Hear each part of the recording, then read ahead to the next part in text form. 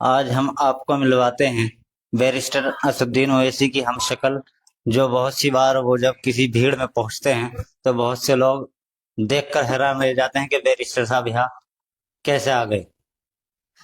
जिनका नाम है मुंशी जी नयाब अली। तो मुंशी जी, आप बताइए कि आप किस नेता को और किस पार्टी को भारत में पसंद करते हैं। भारत में हमारी ऑल इंडिया मजलिस इत्तेहादुल मुस्लिमीन सबसे बेहतर पार्टी।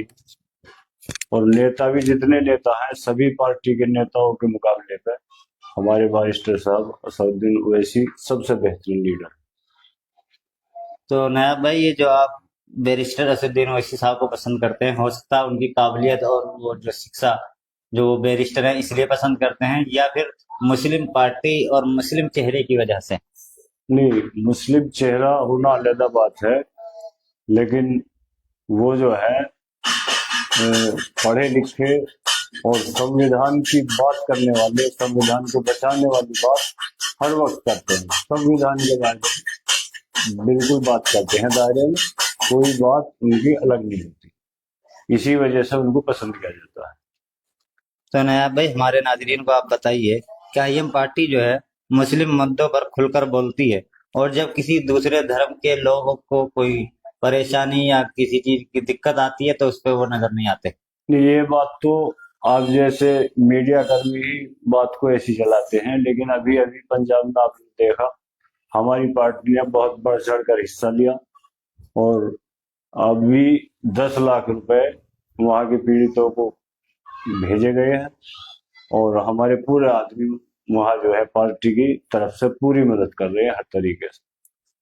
और यानी बहुत पंजाब में जो मुसीबत आई हुई है, बाढ़ आई हुई है, उसमें ऑल इंडिया मजलिस इत्तेहादुल मुस्लिमीन ने 10 लाख रुपए। 10 लाख रुपए और अच्छा। उससे पहले भी गए हैं, चंदा इकट्ठा करा है, मस्जिदों में ऐलान कराए, पैसे इकट्ठा करा, और जो जरूरत की चीज थी बहुत से इकट्ठी करके वहां पहुंचाने का कम करा। चलिए, बहुत अच्छा। यानी मुसलमानों ने भी और पार्टी ने, दोनों ने मुसलमानों बराबर, ने और पार्टी ने, पार्टी भी बराबर काम। पार्टी के ही नाम पे मुसलमानों ने जाके मदद करी है, खुद ले लेकर गए हैं। यानी नया भाई, आपका कहना यह है कि पार्टी हिंदू मुस्लिम के हिसाब से काम नहीं करते, बल्कि इंसानियत के हिसाब से। इंसानियत के हिसाब से काम करती है। इसमें हिंदू मुस्लिम देखा ही नहीं जाता। हो सकता है पंजाब में बहुत कम परसेंट मुस्लिम हो जहाँ पे ये आपदा थी, ज्यादातर हमारे सिख भाई थे जो गैर मुस्लिम हैं, उनके लिए पार्टी ने पूरा काम करा। चलिए, ये तो आपकी पार्टी का एक बहुत अच्छा और बहुत बड़ा कदम है।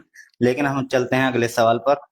आईएम पार्टी जब मुसलमानों की आवाज उठाती है तो मुसलमान इलेक्शन के समय भी जो उनके प्रोग्राम होते हैं उसमें भी काफी भीड़ होती है। जैसे बिहार में बैरिस्टर ओवैसी साहब पहुंचे हुए हैं, तो काफी भीड़ नजर आ रही है, लेकिन वो इलेक्शन के टाइम जब वोट डालने का समय आता है तो उसमें नजर नहीं आती।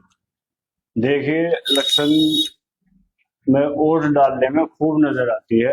आप गौर करिए, पिछली बार हमारे बिहार में 5 विधायक हुए थे, तो वो विधायक वैसे ही नहीं बने, पब्लिक ने वोट दिया जब विधायक बने। और बहुत सी जगह हमारे दूसरे नंबर पर रहते हैं, टक्कर पर रहते हैं।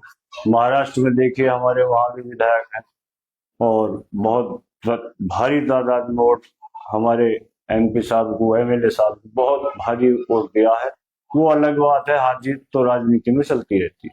तो नायब भाई, जैसे पिछली बार आपके बिहार में 5 विधायक जीते थे, आप क्या उम्मीद लगाते हैं कि 5 को आप क्रॉस करेंगे या 5 से नीचे चले जाएंगे। इंशाल्लाह अब के जितनी सीटों पर हम इलेक्शन लड़ेंगे, बहुत इलेक्शन बढ़िया रहेगा, और 5 से ऊपर ही हमारी जीत होगी। और नायब भाई, जो बिहार में इंडिया गठबंधन है, वो आपको अपनी पार्टी में क्यों नहीं ले रहा गठबंधन में। वो आप हमें पार्टी में इस वजह से नहीं ले रहा कि उन्हें अपना खतरा है। अगर हम शामिल हो गए तो फिर उनका पूछने वाला कोई ना होगा। हमारे ओवैसी साहब, बारिस्टर साहब जिस वक्त मंच पर बैठ जाएंगे, फिर उसमें वो रिल जाएंगे बाकी नेता, आरजेडी हो, ये जेडीयू हो, या कोई और दीगर बहुत सी पार्टी हैं, फिर वो रिल जाएंगे। वो इस डर से और इस खौफ से हमें पार्टी में लेना नहीं चाहते कि ओवैसी साहब जिस मंच पे बैठ जाएंगे वहां इनका पूछने वाला कोई नहीं होगा। इस डर से वो पार्टी से किनारा करते हैं हमारी। चलिए नायाब भाई, हम चलते हैं अगले सवाल पर। और बहुत से हमारे नाजरीन आपको देखकर हो सकता है कि धोखा भी खा रहे हो कि बैरिस्टर साहब जी जी। लाइव आ रहे हैं। हम्म, तो कुछ पार्टियों का और कुछ नेताओं का कहना यह है कि इनका रिमोट बीजेपी के हाथ में होता है, जहां इलेक्शन आता है वहीं इनको भेज दिया जाता है और वो ज्यादा से ज्यादा सीटों पर लड़के दूसरी पार्टियों को भी नुकसान पहुंचाते हैं। ऐसा नहीं है, बल्कि पार्टी और दूसरी है वो हमें नुकसान पहुंचाती है और बीजेपी को फायदा पहुंचाती है। ये मैंने पहले भी बताया था कि परसेंट के हिसाब से मान लो जो बिल्कुल 2-2, 3-3, 4-4% वाले पार्टी बनाओ बैठे हैं, वोट तो वे काटते हैं। हम तो 20, 24, 25, 22% है, हर जगह हमारी तादाद ज्यादा है, तो वोट हम नहीं काटते। बल्कि हमसे डर लगता है सब पार्टी को कि अगर इस पार्टी को हमने शामिल कर लिया या इसके साथ खड़े हो गए तो हमारी पार्टी दफन हो जाएगी और मजलिस इत्तेहादुल मुस्लिमीन जो पार्टी है ये सबसे आगे निकल जाएगी। बीजेपी को अगर टक्कर देगी तो हमारी मजलिस इत्तेहादुल मुस्लिमीन पार्टी देगी, बाकी कोई उसको टक्कर देने वाली नहीं है। चलिए नायाब भाई, अगला सवाल आपसे हम पूछ लेते हैं। क्या धर्म और राजनीति अलग नहीं होनी चाहिए? देखिए, धर्म और राजनीति ये बिल्कुल ऐसे हैं जैसे एक गाड़ी के दो पहिए हों। धर्म के साथ साथ सियासत और राजनीति बहुत जरूरी है। ऐसा नहीं है कि धर्म के नाम पर जो बीजेपी करती है ऐसा हमारा मंशा बिल्कुल नहीं है। ये बीजेपी तो और हिसाब की राजनीति करती है, लेकिन हमारी संविधान, हमारा जो है धर्म इस बात की इजाजत देता है कि धर्म के साथ साथ सियासत में भी होना बहुत जरूरी है। चलिए नायाब भाई, हमारे अगला सवाल है कि आजादी के बाद से आज तक मुसलमान जो पिछड़ता चला गया शिक्षा में, कारोबार में या उसके अलावा, उसका जिम्मेदार आप किसको मानते हैं? उसके जिम्मेदार जो ये सेकुलर पार्टी बनी बैठी है, यही उसके जिम्मेदार हैं। जैसे कांग्रेस है या सपा बसपा है, यही है।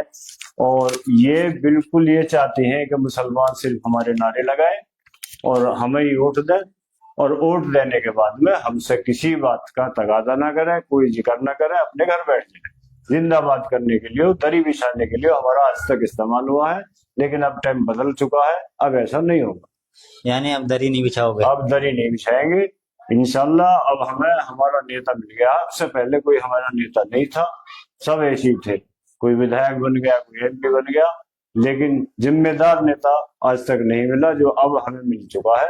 अब हम उसी के साथ, उसी के पीछे रहेंगे। और हमारी पार्टी के साथ आप बिहार में जाके देखिए, हिंदू मुस्लिम सब जुड़े हुए हैं।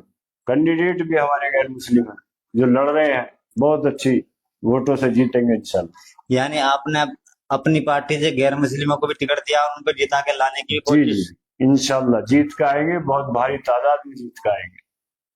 तो नायाब भाई, आप हमारे इस सवाल का और जवाब दीजिए। मुस्लिम युवाओं को राजनीति पर ध्यान देना चाहिए, शिक्षा और रोजगार पर?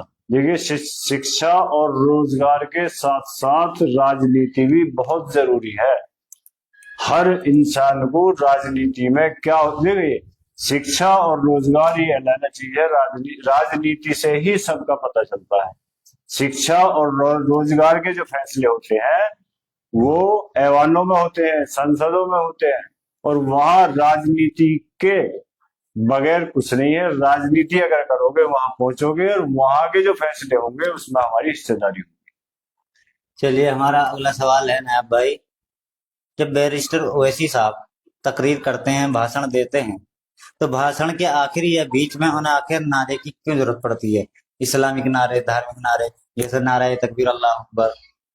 देखिए, नाराए तकबीर, अल्लाह अकबर, ये नारे जो है, जो हमारे पब्लिक होते हैं वो नारे लगाते हैं।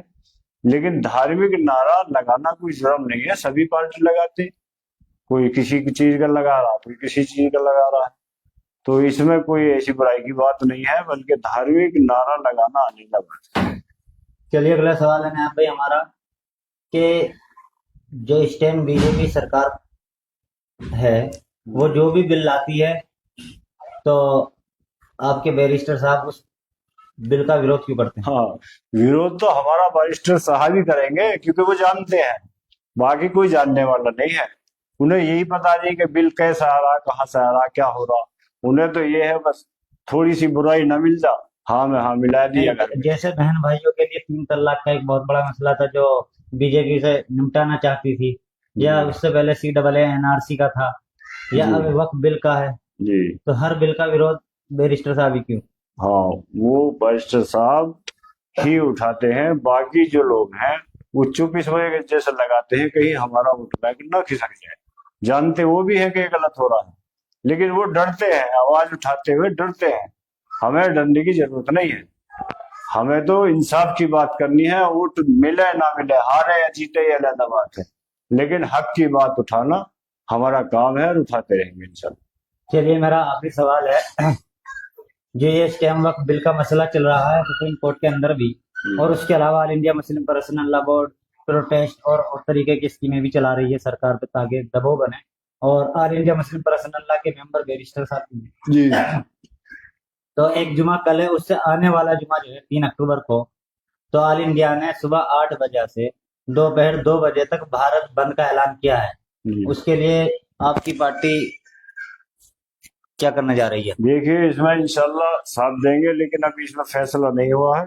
जो भी बैरिस्टर साहब का ऑर्डर होगा, हुक्म होगा, उसी का हम अमल करें। क्योंकि all India Muslim personal law ने अपनी सारी आईडियो पर डाल दिया है कि 3 अक्टूबर और जुमे के दिन 8 बजे से 2 बजे तक भारत बंद रहेगा। जी जी, इसमें ओवैसी साहब जैसा भी हमें ऑर्डर देंगे सभी को उसको मानेंगे और इसमें साथ देंगे जहां तक उम्मीद है इंशाल्लाह।